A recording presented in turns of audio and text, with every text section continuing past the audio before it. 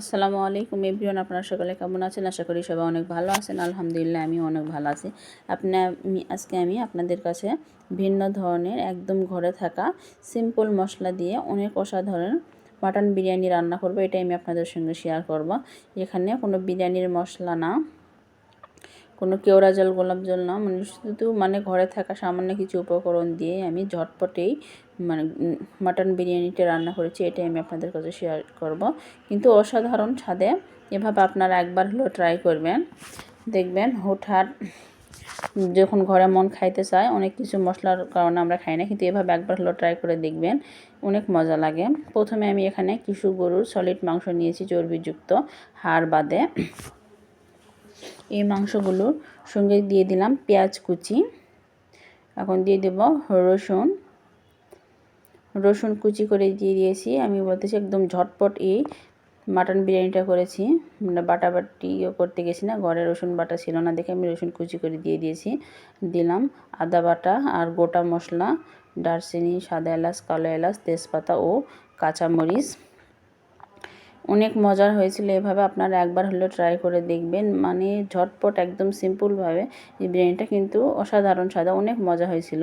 আর দিয়ে দিলাম মরিচের গুঁড়ো 1 চামচ, ধনিয়া গুঁড়ো 1 চামচ, জিরের গুঁড়ো 1 চামচ, আর 2 চামচের মতন লবণ, আর দিয়ে দিব সাদা তেল। এভাবে এখন গরুর মাংসটা আমি সুন্দর করে হাতে মাখিয়ে নিব,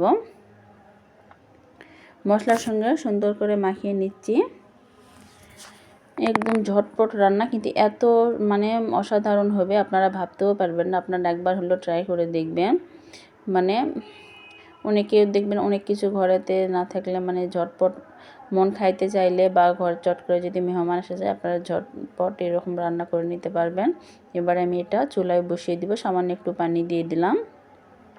আর চর্বিযুক্ত একদম সলিড মাংস সেদ্ধ হতে একদম বেশি সময় লাগে না। আর তাজা গরুর মাংস, যদি ফ্রিজিং মাংস হয় তাহলে আপনার একটু সেদ্ধ হতে সময় লাগবে।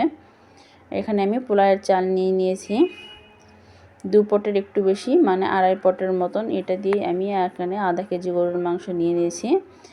এই আধা কেজি গরুর মাংসের সঙ্গে 2.5 পট চাল আমি রান্না করব।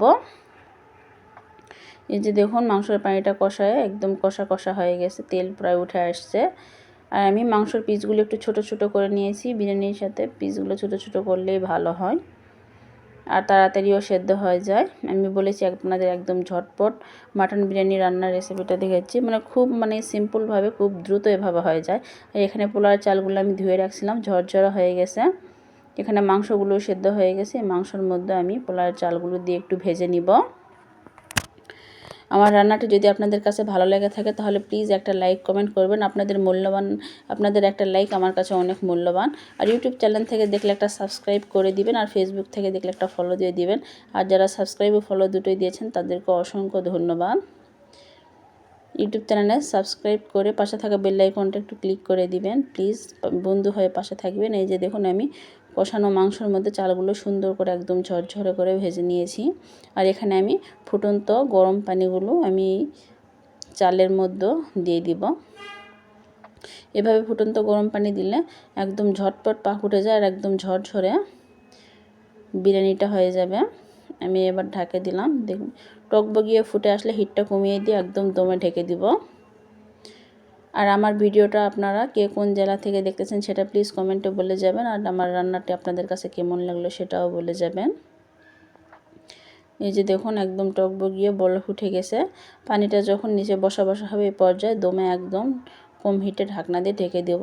এই যে দেখুন পানি বসিয়ে গেছে, কিন্তু একটু না ভিতরে চালের ভিতরে মাঝে মাঝে একটু শক্ত টাইপের আছে। আমি আরও 10 মিনিটের মতন দমে ঢেকে রাখবো। 10 মিনিট পর আমি আপনাদেরকে দেখিয়ে দিচ্ছি আমার মাটন বিরিয়ানিটা কতটা ঝরঝরে হয়েছে। আর এটা খেতেও অনেক টেস্টি ছিল। এভাবে আপনারা একবার হলেও ট্রাই করে দেখবেন, যা অসাধারণ একটা রেসিপি। কিন্তু আমি ভাবিনি একদম সিম্পলভাবে রান্না করেছি যে এতটা টেস্টি হবে। আসলে অনেক টেস্টি ছিল, এই জন্য আমি এটা আপনাদের সঙ্গে শেয়ার করলাম। এই যে দেখুন আরও 10 মিনিট দমে রাখার পরে আমি ফিরে আসলাম। এটা আমি বেড়ে আপনাদের দেখিয়ে দিচ্ছি, একদম পারফেক্ট ঝরঝরা, অনেক টেস্টি। দেখতে যতটা সুন্দর হয়েছে খেতেও অনেকটা মজাদার ছিল। এরকম নিত্য নতুন ভিডিও পাওয়ার জন্য বন্ধু হয়ে পাশে থাকবেন। আর আমার ভিডিওটি আপনাদের কাছে কেমন লাগে সেটাও প্লিজ কমেন্টে বলে যাবেন। সবাইকে জানাই আল্লাহ হাফেজ, আসসালামু আলাইকুম।